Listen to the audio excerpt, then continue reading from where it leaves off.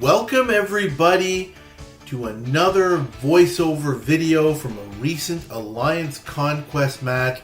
This is from earlier this season. It was actually season 22, round 2, where, as is tradition, BBS faces off against our arch nemesis, BWF, the Bastards of Winterfell. We have a long and storied history with BWF. Many of our members are ex-BWF, myself included. And boy, it's been quite a ride with them for all sorts of different reasons. Their leader, Belladonna, has a, shall we say, somewhat abrasive personality. I don't mean to say anything mean or horrible about anybody. She's actually quite proud of it from, the conversations that I've had with her. She is what she is, and she doesn't apologize for it.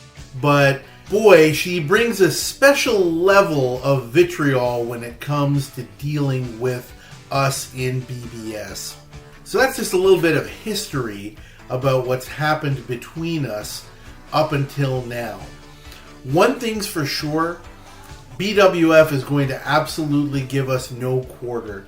This is not going to be the kind of match where, we're going to pull back at 80K or anything like that, or give them a little bit of a break here or a break there.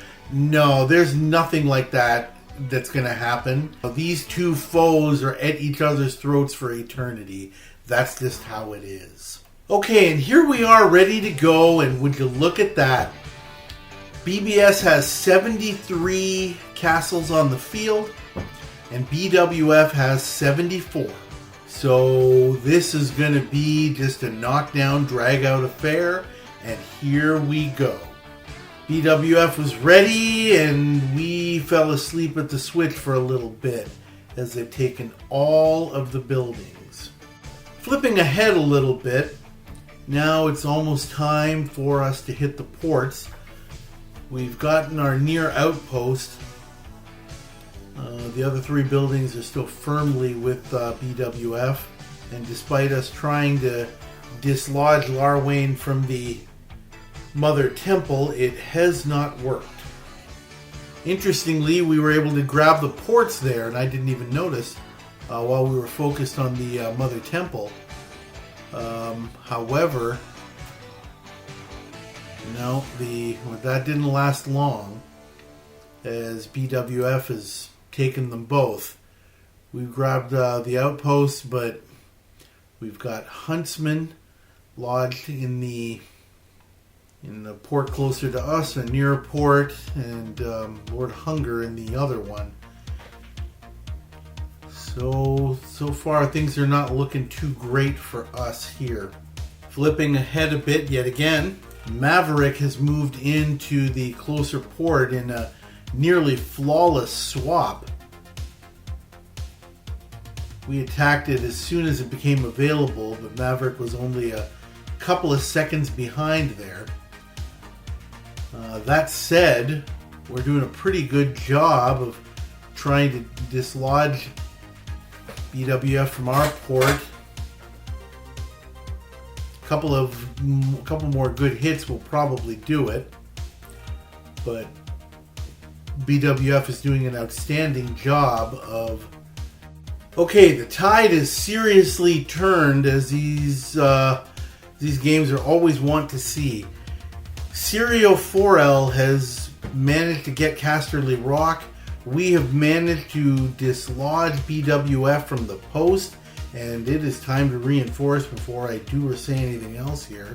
That's for sure. And I've seen where Sirio 4L has been able to hold Casterly for the entire duration. And now with the port in BBS control, we have to see what BWF is going to strategize. The score is unbelievably close. There's literally a 10-point difference. I have never seen an AC match end in a tie, but I don't even know how that would be possible. It would take an unbelievable set of circumstances, that's for sure. Now we have incoming rallies. Seems like a bunch of them are going towards Vortimaster in the Warrior Tower. So the strategy is take the Warrior Tower and that'll make it easy with the attack bonus for other buildings. And we were not ready with our reinforcements, to say the least. Lord of Hunger has taken it. And now they're going to regroup and they are going to go after Casterly. And I'm putting a note. Yeah, brace yourselves, it's CR now. And I'm saying I know this playbook from Bella. I have seen it before. I've been in the voice chats where these sorts of things have happened, and here we are. Now we've got the big hitters, including Scarlet Crow. Yeah, there's a name that I remember. Ready to strike against Casterly Rock. They always leave room. Yes, that's a good point that Zeta is bringing up. Having 25 reinforcements in Casterly means that we do not have the ability to reinforce as the hits come in. Very, very, very wise. And that's a good point for everybody to remember. Sometimes having 24 out of 25, you may say, well, fill it. No, because especially if you know the hits are coming in, looking at the time, yeah, there's most of these hits are going to come within a minute. So we've used a stratagem. Interesting. Okay. So the Dragon's Might stratagem means that these attacks are basically negated because we basically got a shield. Yeah, so that was extremely well timed by the BBS leaders here. So all of those attacks are basically meaningless. Skipping forward a little bit, and it looks like, oh wow, Vortimaster's taken the near port as well. So might as well fill that up. And as I do, I notice that Solaris, a name that I recognize, has taken Casterly Rock. So that'll set us back a bit. Okay, it looks to me like these attacks on the Warrior Tower are heading back. So hopefully now is the time for the swap. And we are a little bit late on the draw. These swaps, coordinating them properly, seem to be quite elusive for BBS. Sometimes little things like that can make all the difference in these games. Now Solaris is pretty firm. Oh, wait a minute. Something's happening here. They are swapping. And, okay, Mystic Golden is taken over. And look at that. That's picture perfect, almost. Look at all the slow marches coming in right behind the lead attacker. Okay, so we've pulled off a decent swap on our port with Zeta taking over for Anoop, and now it is time for the mines. Buildings have gone back and forth here, and the score has gotten closer, about a 6,000 point difference, as opposed to the 14 or 15,000 that we had previously. Okay, here we go. It looks like we got it. Oh my gosh. That didn't look right to me. I thought we were there first. But nope, Belladonna got into that mine. I can almost hear her just saying, that mine is mine. Yeah, she wanted it back. And she got it, in fairness. And now they have both mines. So she's got this one. And Lord of Hunger has got the other one. Lord of Hunger is a player that I'm not familiar with it. And I'm putting in the chat. She wanted that mine so bad. Taking that one mine away. So that's good. We got to fill that bad boy up as quickly as possible. And she is telling every single person who still has troops, fill that mine completely. Now we should be doing the same, and I think we're trying. 23, 24. Yeah, okay. They're trying to take it back. King Rosh is not going to be easy to dislodge, although they're putting their entire effort towards it. And why the heck not? They've gotten our port, they've gotten Casterly, and this is going to be a fight. No, but we're managing to hold on. They are sending everything they have towards it, but yeah, I better send another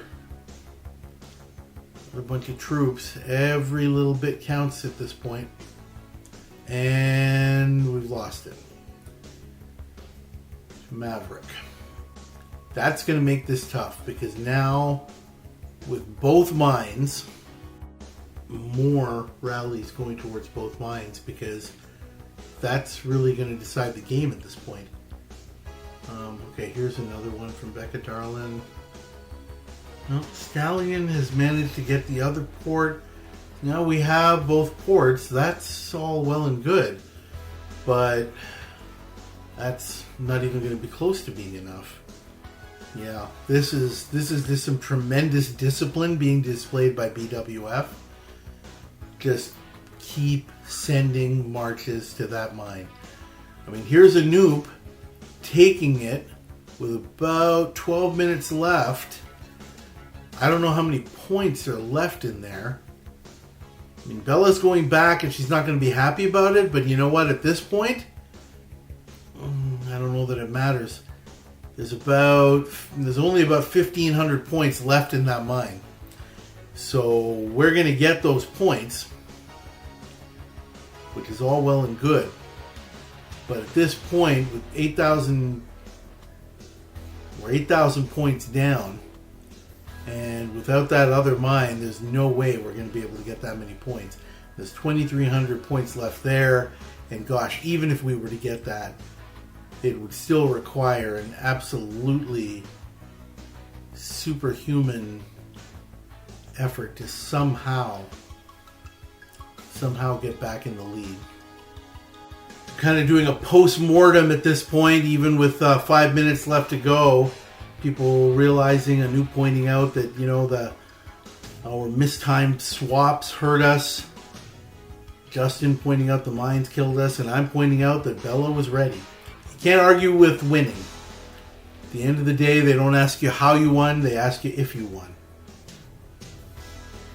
And Anoop is reiterating, if we can manage to, you know, do those swaps properly.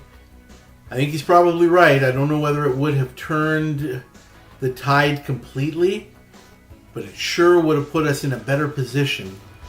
You know, if we'd been able to hang on to, you know, the Warrior Tower, might have helped us get a building here or there. Got to hand it to BWF. They earned their victory in this one. Okay, and as the clock counts down to the very end of this match, we see BWF hitting almost 75,000.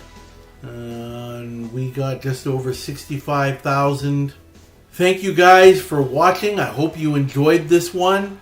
And I'll see you for the next video.